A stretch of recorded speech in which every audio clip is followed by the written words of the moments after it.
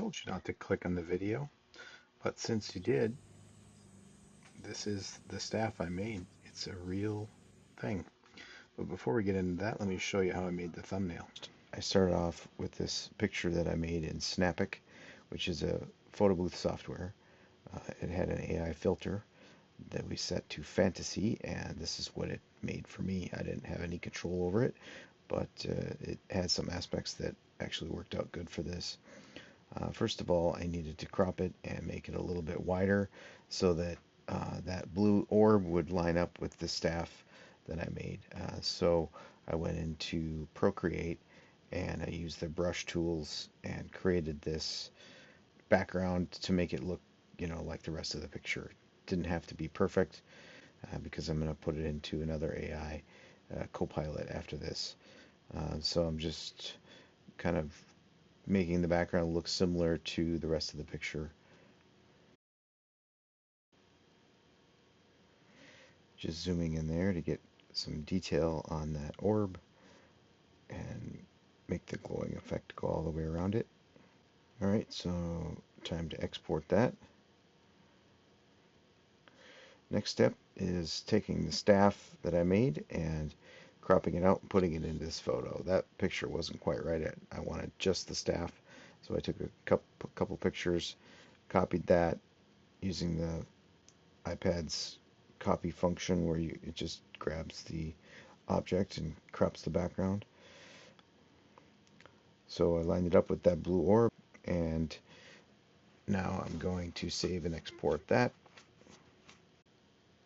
Next step, opening up Copilot and typing in my prompt. Animate photo with flowing hair. And now we see the magic. Alright, I can already see a problem. That staff isn't quite right. So we can edit our prompt. Add veins of glowing blue to the wooden staff. And once again, the magic. Alright, now we're talking. But why is it making me old? Look at how young I look here in the first photo. And there's the second one. And now the final one. It's like I aged 30 years. Alright, so let's get started on the project. So a couple years ago, this maple tree in our yard died, and I had always wanted to make something out of it, so here I am cutting it down and cutting these slabs for some future projects, one of which is this staff.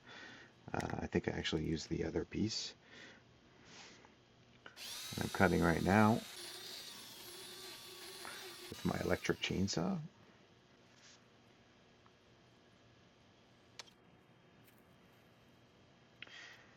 So despite this tree being dead for 3 years, it is still quite wet.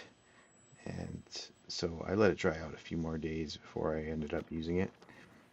So I'm always collecting sticks from the trees in my yard, falling on my roof from the yard, and I have quite a collection of them. So um, here I am gathering one of them, and I have a bunch of them here that I'm choosing from. I'm not choosing that one that I just picked off the roof, but here's a different one. And so just trying to figure out the length and cutting it a little bit shorter. But is it short enough? Is it the right size? We'll see. I'll maybe make a decision on that later. So when I was in middle school, I joined Boy Scouts, and I didn't really get any merit badges, but I did get the Totemanship, which was the ability to use knives and axes, and the Firemanship, which was the ability to start fires safely, apparently. Um, so this was all I did when I was camping. For Boy Scouts, I would take sticks and strip the bark off and make walking sticks. So I'm still doing that to this day.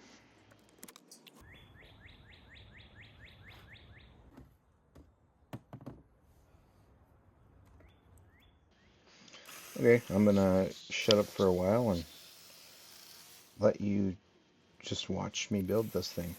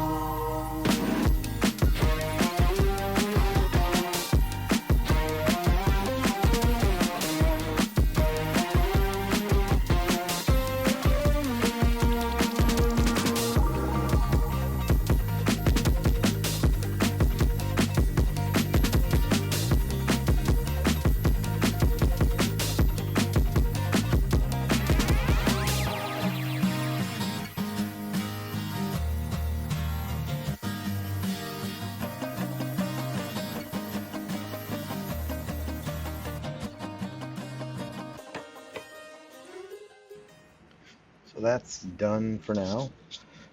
Um, and there's my dog Edie. This is her track. She runs that track 50 times a day. Anyway, I said I was gonna maybe cut it shorter, and here I am doing that. So I wanted a place to attach that top to, so I needed it flat, and so that's what I did. So I'm trying to fit this Forstner bit to the size of that dowel that I'm gonna put into the top piece that I made out of maple, and this bottom piece, which is the stick I found.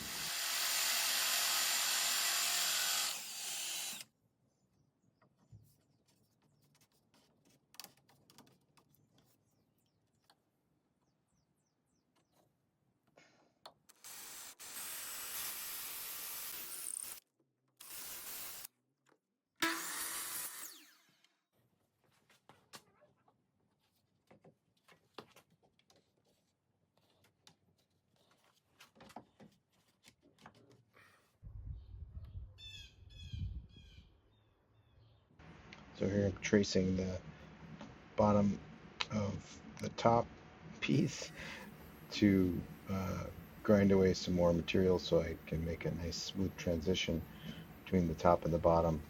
I guess the idea is to make it look like the same piece of wood. More sanding, more sanding, more sanding. Using every type of sander that I have to do this.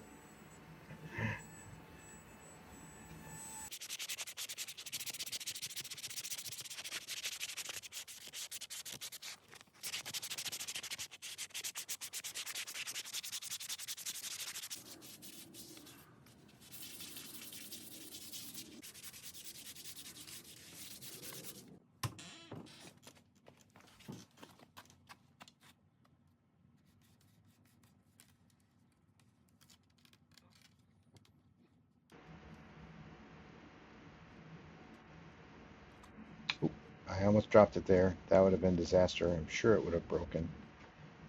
So here I am gluing up the top to the bottom using my dowel, getting nice and full of glue.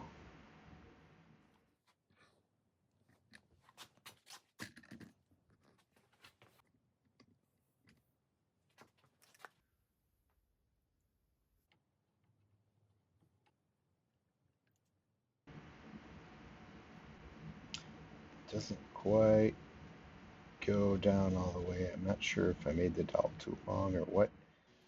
Don't grab the hammer.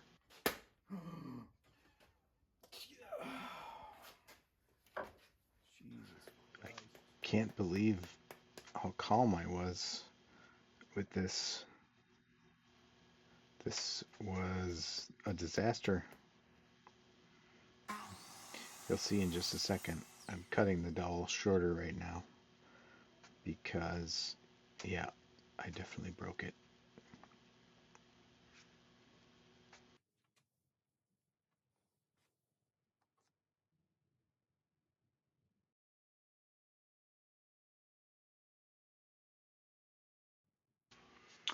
So apparently when I pounded on that to try to get it further in, try to get the dowel further in, it broke.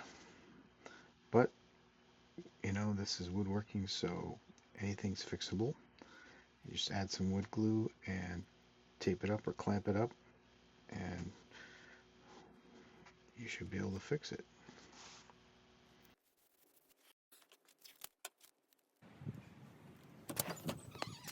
Let's see how we did. This is the next day.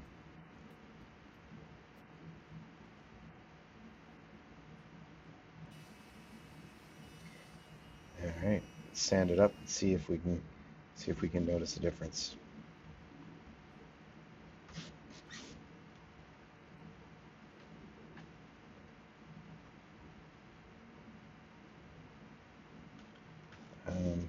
Yeah, it's barely there. Almost disappears. Overall, pretty happy with the recovery on that. Uh, the staining just brings out this beautiful green. This is maple, but like I said, it's been sitting in my yard for 4 years, and it's been attacked by some beetles and worms, larvae of the beetles, and so there's all these striations through it. Actually had to pick worms out of it at some point. Um, so that kills the tree for sure, but it also makes for some beautiful wood. I started to trace with a Sharpie where I wanted to make the blue veins, the glowing blue veins, but I quickly just abandoned that and started carving directly into the wood. It's just a lot faster, and I didn't have to follow lines. I can make them directly, and if I screwed up, I didn't have to worry about it.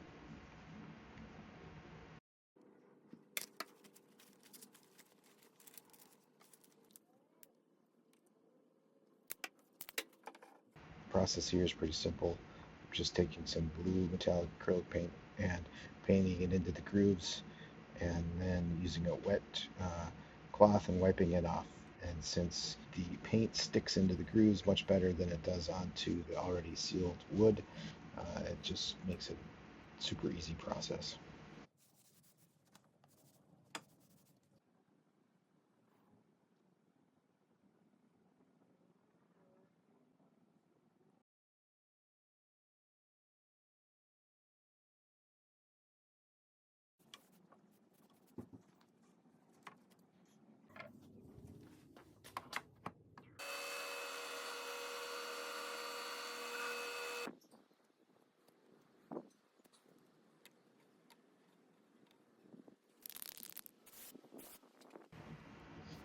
So the last step is making the blue glowing orb for the center of this staff. So I just used a 3-inch wooden ball and drilled a hole through it. And now I'm drilling the holes into the staff very carefully and putting this metal rod through, which I'll use to attach the glowing orb. I'm painting it blue again, same blue, and once I'm finished with that, I will put a coat of resin over the top of it, which really makes it shine and gives it some three-dimensional effect.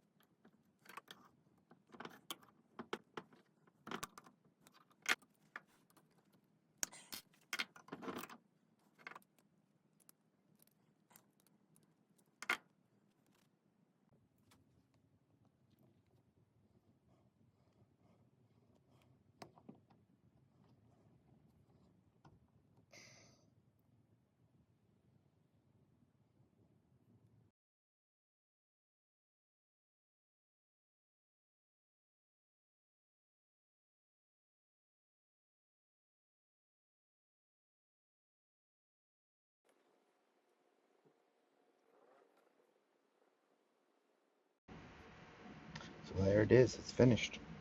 I very quickly realized that that transition between the top and the bottom was no good. We needed to do something about that right away. So I found some twine and wrapped it around to cover that transition, and then glued it in place and stained it a dark brown, which maybe I shouldn't have done that, but yeah, it's okay. It's definitely better than seeing the transition. Yeah, actually, it turned out pretty nice.